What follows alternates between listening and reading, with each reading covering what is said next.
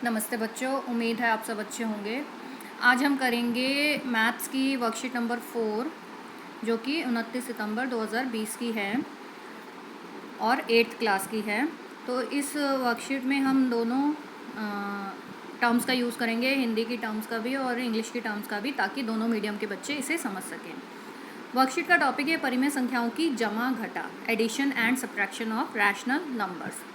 अब rational number या परिमेय संख्या हमें पता है किसे कहते हैं। परिमेय संख्या वह संख्या है जिसे p/q के रूप में लिखा जा सकता है, मतलब एक भिन्न के रूप में लिखा जा सकता है। Rational number is that number which can be written in the form of p/q and here p/q is nothing but a fraction.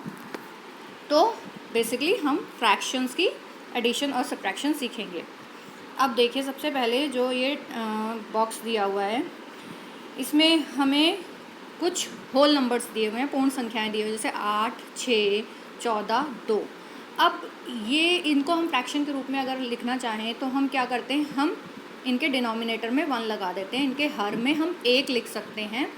Fraction ये बन जाएगी, संख्या नहीं बदलेगी हमारी और ये फ्रैक्शन के रूप में आ जाएगी। जैसे 8 को हम 8/1 भी लिख सकते हैं, ऐसे 6 को 6/1, ऐसे 14 को 14/1 और 2 को 2/1। अब 8 और 6 को अगर जमा करेंगे तो 14 आएगा। अगर इसी को मैं फ्रैक्शन की तरह लिखकर ऐड करूं तो क्या आएगा, 8/1 जमा 6/1 बराबर 14/1। ऐसे ही घटा करें तो 8 में से 6 जाएंगे, 2 बचेंगे। और अगर इसको फ्रैक्शन के रूप में लिखकर घटा करें तो 8/1 माइनस 6/1 इज इक्वल टू 2/1। अब यहाँ पर हमने क्या किया, क्योंकि यहाँ पर दोनों संख्याओं के हर बराबर थे तो हर को हमने ऐसे ही लिख दिया और अंश को हमने जोड़ दिया। अगर दोनों संख्याओं को जोड़ना है और अगर दोनों संख्याओं को घटा करना है तो भी अगर हर समान है तो हर को हम ऐसे ही लिख देंगे और पहली संख्या में से दूसरी संख्या हमने घटा दी। तो अगर डिनोमिनेटर सेम है तो हम डिनोमिनेटर को एज इट इज़ लिख देते हैं और खाली न्यूमरेटर्स पर हम ऑपरेट करते हैं। ऑपरेट करने का मतलब क्या है, अगर दोनों संख्याएं ऐड हो रही हैं तो हम न्यूमरेटर्स को ऐड करेंगे, अगर दोनों संख्याएं सब्ट्रैक्ट हो रही हैं तो हम न्यूमरेटर्स को सब्ट्रैक्ट कर देंगे। यहाँ पर हमें हर में हर नहीं जोड़ना। अगर हम 8/1 जमा 6/1 लिख रहे हैं तो यह 8 में 6 जमा कर दिए 14 हो गया, और 1 में 1 जमा नहीं करेंगे, 2 नहीं होगा, 14/2 नहीं होगा। ऐसे ही ये सेकेंड जो एग्जाम्पल है सब्ट्रैक्शन वाला, इसमें 2/2 नहीं होगा, 2/1 होगा आंसर। तो यही हमें रूल बताया हुआ है। यदि 2 या 2 से अधिक परिमेय संख्याओं के हर एक जैसे होते हैं तो हम इनको चिन्ह के अनुसार जमा करते या घटाते हैं और हर के स्थान पर वही संख्या लिख देते हैं। अगर 2 या 2 से ज़्यादा रैशनल नंबर्स के डिनोमिनेटर सेम हैं तो जो भी साइन है उसके अकॉर्डिंग हम या तो ऐड करेंगे या सब्ट्रैक्ट करेंगे, और जो डिनोमिनेटर है क्योंकि वो दोनों के संख्याओं में सेम है, दोनों नंबर्स में, तो हम उसको एज इट इज़ लिख देंगे। अब यहाँ पर ध्यान देने वाली बात ये है कि ये जो रूल है वो एप्लीकेबल सिर्फ एडिशन और सब्ट्रैक्शन पर है। यहाँ पर हम बिल्कुल भी अभी मल्टीप्लिकेशन या डिवीजन की बात नहीं कर रहे, हम परिमेय संख्याओं की गुणा और भाग की बात नहीं कर रहे। परिमेय संख्याओं के गुणा भाग के नियम अलग होते हैं और जमा घटा के नियम अलग होते हैं, ठीक है। तो एडिशन एंड सब्ट्रैक्शन के रूल्स अलग हैं और मल्टीप्लिकेशन डिवीजन के रूल्स अलग हैं। तो यहाँ पर सिर्फ हम उन्हीं फ्रैक्शंस के एडिशन और सब्ट्रैक्शन की बात कर रहे हैं जिनके डिनोमिनेटर सेम हैं, जिनके हर समान हैं। अब देखिए एग्जाम्पल नंबर 1, उदाहरण 1 जो दिया हुआ है, शीला ने अपने जन्मदिन पर केक काटा। अब केक को 8 बराबर हिस्सों में बांटा गया। उन 8 बराबर हिस्सों में से एक हिस्सा मिला मम्मी को। देखिए ये ग्रीन रंग से हमने इसको भरा हुआ है, पूरा शेड किया हुआ है, और 8 में से ही उसी 8 वाले जो 8 हिस्से हैं केक के, उसमें से 2 हिस्से मिले पापा को। तो अब मम्मी और पापा के हिस्से मिलाकर कुल कितने हिस्से हो गए, 3 हिस्से हो गए, जबकि केक तो वही था 8 हिस्सों वाला, तो 8 का 8 ही रहेगा। डिनोमिनेटर को, हर को हमने ऐसे ही लिख दिया, 1/8 जमा 2/8 करना है तो 8 तो 8 ही रहेगा, और क्योंकि हम ऐड कर रहे हैं प्लस का साइन है तो 1 में 2 ऐड हो जाएगा 3 हो जाएगा। तो आंसर आ गया हमारा 3/8, मतलब उस केक के जिसके बराबर 8 हिस्से थे उसमें से मम्मी पापा को मिलाकर 3 हिस्से मिले।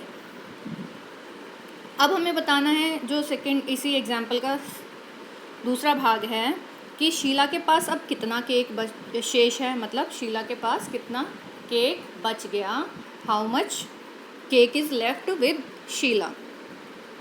पूरा केक के कितने हिस्से थे, 8 हिस्से थे, तो 8 में से अगर हम पूरा केक को लेके चल रहे हैं तो 8 के 8 हिस्से हो गए, तो ये हो गया पूरा केक किसके बराबर हो गया, 8/8, 8/8। उनमें से मम्मी पापा को कितना मिला हिस्सा पूरे केक में से, 3/8, तो 8/8 घटा 3/8। अब यहाँ पर भी हम देख पा रहे हैं हर समान है, केक वही है, तो हर समान है तो हर ऐसे ही रहेगा, डिनोमिनेटर सेम है तो डिनोमिनेटर को हम 8 ही लिख देंगे। अब साइन माइनस का है तो माइनस करेंगे हम, 8 में से 3 जाएंगे तो 5 बचेंगे, 5/8 आंसर हमारा आ जाएगा। तो बहुत ही आसान है, कोई कन्फ्यूज़न वाली बात नहीं है। हम यहाँ पर जो हमने एग्जाम्पल लिया 8 हर में था दोनों जगह, तो 8 को 8 में जमा नहीं करना था, हमारा आंसर कभी भी 3/16 नहीं आएगा, वो गलत हो जाएगा।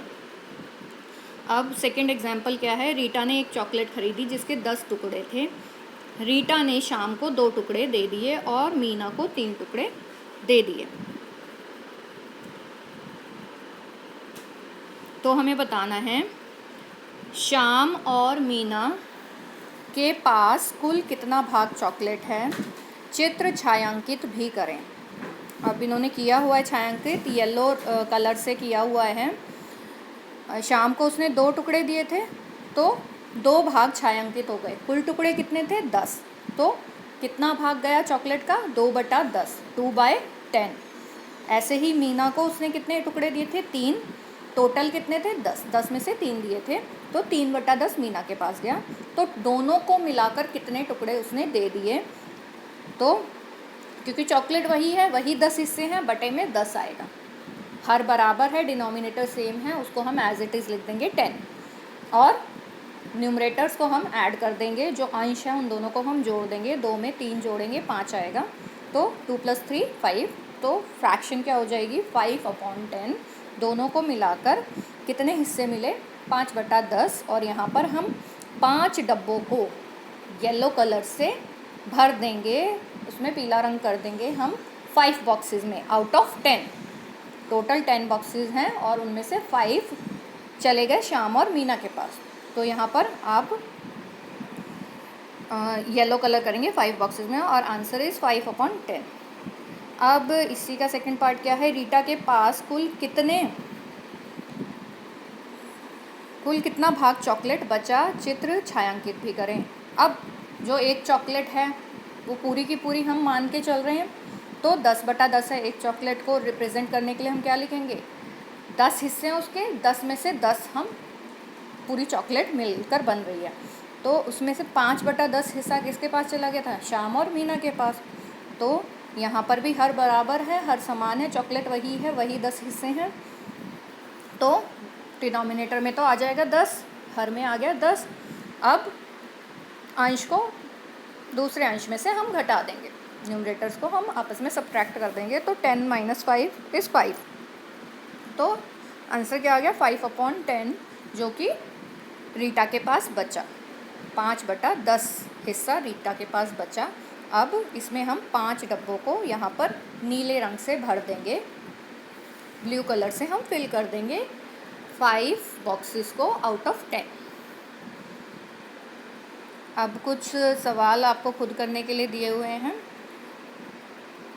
तो नीचे दिए गए प्रश्नों को हल करें। पहले वाले में हम देख पा रहे हैं कि जो चिन्ह है, जो निशान है, वो घटा का है, माइनस का है, तो पहली जो आकृति है वो क्या दर्शा रही है, 2/4 को, 2/4 को, और दूसरी आकृति 1/4 को, 1/4 को। तो क्योंकि हर बराबर हैं तो बटे में तो 4 ही आ जाएगा, हर में 4, डिनोमिनेटर में हम 4 लिखेंगे और न्यूमरेटर को हम घटा देंगे, तो 2 में से 1 गया 1, तो 1/4 आएगा और यहाँ पर हम उसको छायांकित भी करेंगे। 1/4 मतलब किसी एक हिस्से को हम छायांकित कर देंगे।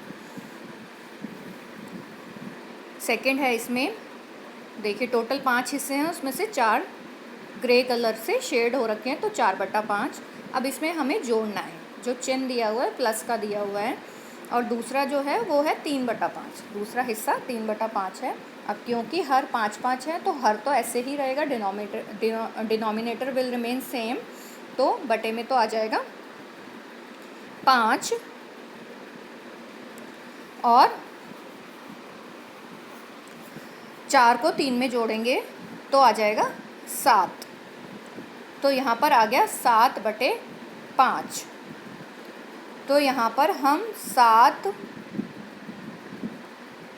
अब ये देखिए ये थोड़ा सा अलग आ गया हमारे पास सवाल। यहाँ पर अंश जो है बड़ा हो गया हर से। 7/5 जब हम लिख रहे हैं तो न्यूमरेटर बड़ा हो गया डिनोमिनेटर से। अब 7/5 का क्या मतलब है, देखिए क्योंकि हमने 4 में 3 जोड़ा तो 7 आया। अब हिस्से जो थे 5 ही थे, तो इसका मतलब 5 में से 5 हिस्से तो पूरे हो गए। तो पहला वाला डब्बा जो है वो पूरा का पूरा छायांकित हो जाएगा, पूरा का पूरा शेडेड हो जाएगा। इस वाले डब्बे को हम, जो पहला डब्बा है ये पूरा का पूरा शेड हो जाएगा।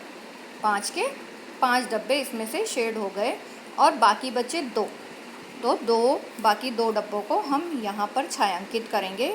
तो ये हमारी फ्रैक्शन बन जाएगी 7/5। उम्मीद है बच्चों आप लोगों को समझ में आया होगा, तो ये फटाफट से आप वर्कशीट कर लें। मिलते हैं नेक्स्ट वर्कशीट के साथ, तब तक टेक केयर।